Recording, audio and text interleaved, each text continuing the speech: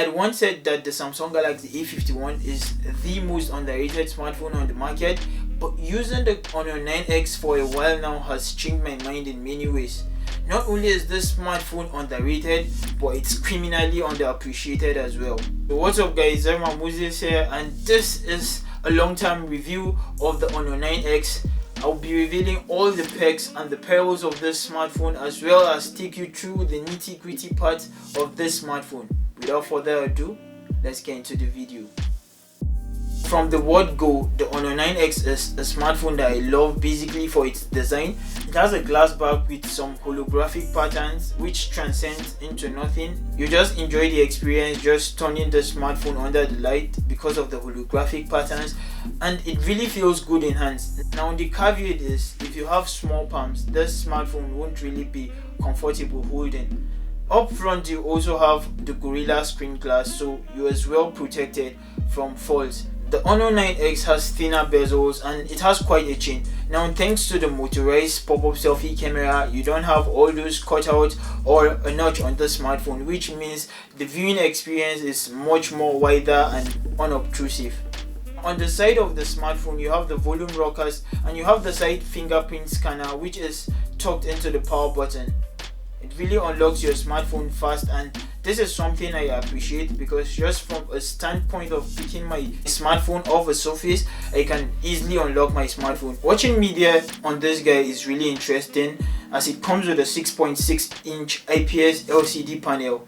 I was surprised that despite being an LCD screen, I did get punchy colors, although not as the ones that you would find on the OLED screen. But a perk I really enjoy about this smartphone is the fact that it's sensitive enough. It's not a 90Hz refresh rate, it's just at 60, but you would enjoy the smoothness of the smartphone. Using the smartphone was just smooth and wavy. I really appreciate the responsiveness and just the quickness you get with this smartphone. And if there's anything you'd consider a deal breaker, definitely this should be one of those things. Cameras these days are a deal breaker, and contrary to lots of reviews I've watched, they're now criticizing the cameras of this guy here.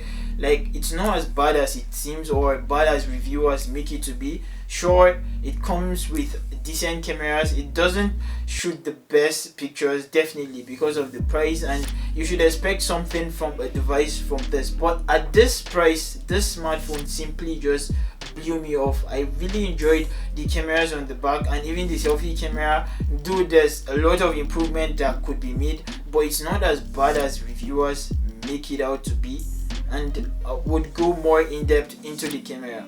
On the rear of this device you have the 48 megapixels main camera and a 2 megapixels depth sensor. Now the result you get from the back camera is not disappointing at all.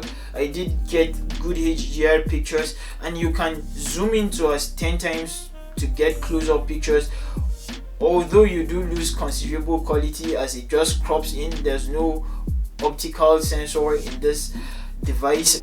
And well, when it comes to detailing, the HDR really performs really nice, but it's underwhelming up front when it comes to the 60 megapixels front sensor.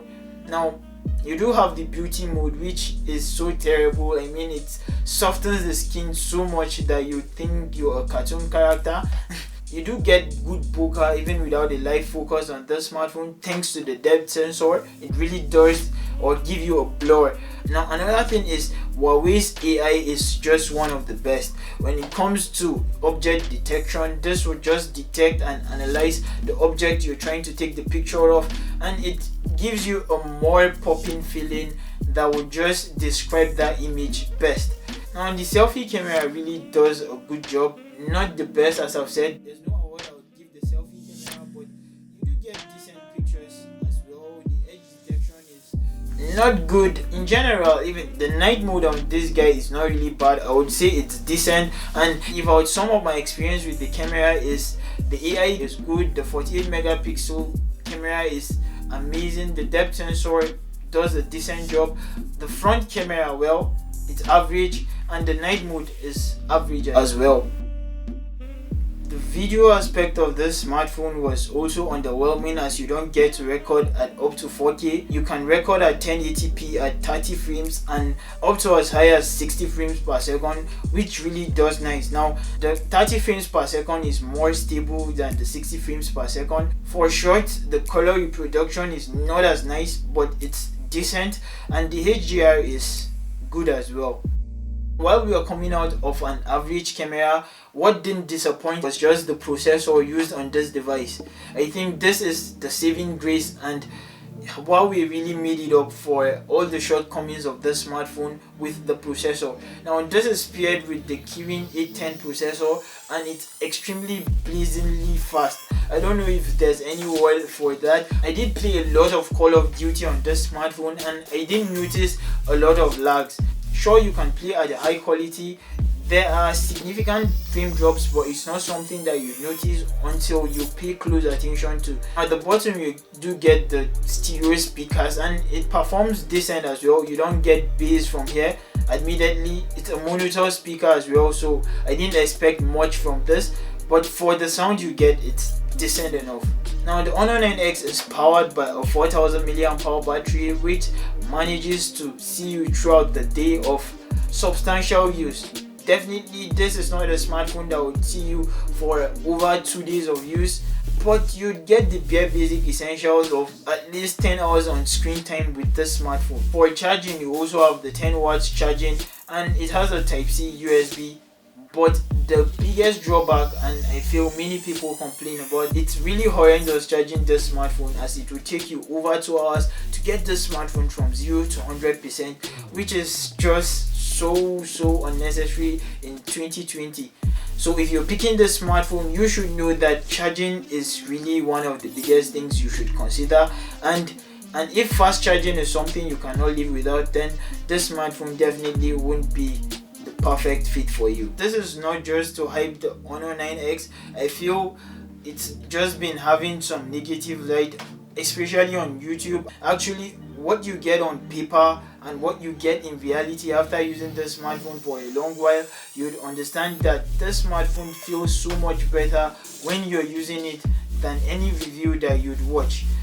So guys, what do you feel about the Honor 9X? Is it a smartphone that you'd still cop in 2020, although it was produced in 2019?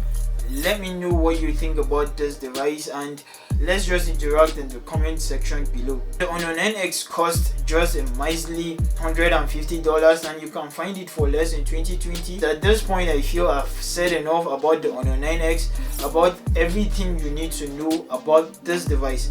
So this is the point where I would say goodbye, and I would see you on the next one.